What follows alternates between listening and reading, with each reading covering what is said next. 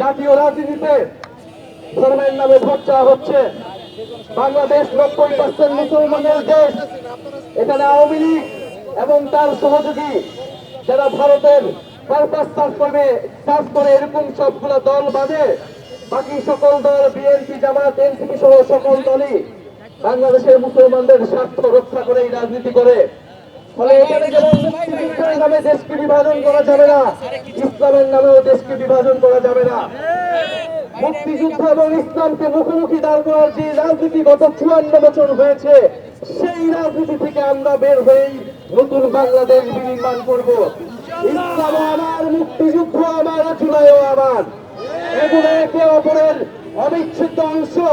যারা এগুলোকে বিভক্ত করতে চায়, তারা এই জাতিবাদ কায়েম করতে চায়, তারা এই জাতিকে বিভক্ত করতে চায়। ফলে আজকে 16 ডিসেম্বরে আমাদের যেই সংকল্প, যে 1947 সালের আজাদীর লড়াই, 71-এর মহান মুক্তিযুদ্ধ এবং 24-এর জুলাই বিপ্লব, সেই বিপ্লবের এই 3টি লড়াইয়ের আকাঙ্ক্ষা ছিল সাম্য, মানবিক মর্যাদা এবং সামাজিক সুবিচার, বৈষম্যহীন একটি রাষ্ট্র এবং গণতান্ত্রিক একটি রাষ্ট্র কায়েম করা। বাংলাদেশে আমরা সেই লড়াই শুরু করেছি, আধিপত্যবাদ বিরোধী লড়াই আমরা শুরু করেছি। নতুন রিন গভীর থেকে পরিষ্কার করে কাপড়কে রাখে নতুনের মতো উজ্জ্বল। নতুন রিন অ্যাডভান্সড পাউডার। এই লড়াই আমাদের অব্যাহত থাকবে। আজকে 16 ডিসেম্বর আমরা আগ্রাসন বিরোধী যাত্রা করেছি। 1971 সালের 1972 সালের 16 ডিসেম্বর আগ্রাসন বিরোধী কর্মসূচি পালিত হয়েছিল। সেই লড়াই আমরা শুরু করেছিলাম 71 সালের মধ্যেই। মেজর জলিলরা সেই লড়াই শুরু করেছিল, ভাসানীরা সেই লড়াই শুরু করেছিল। আমরা সেই লড়াইকে ধারণ করি।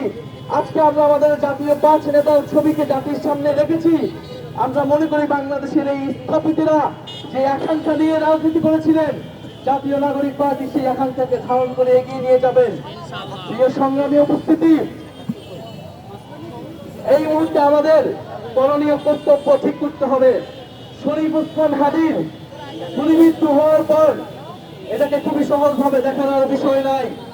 এটা গণ অভ্যুত্থানকে আক্রান্ত করা হয়েছে, বাংলাদেশকে আক্রান্ত করা হয়েছে। এই মুহূর্তে আমাদের কর্তব্য হচ্ছে দুইটি।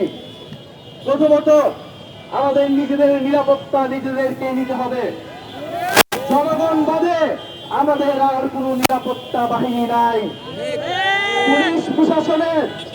পুলিশ প্রশাসন যদি ব্যর্থ হয়, আমরা আমাদের পাল্টা আঘাত চালিয়ে যাব।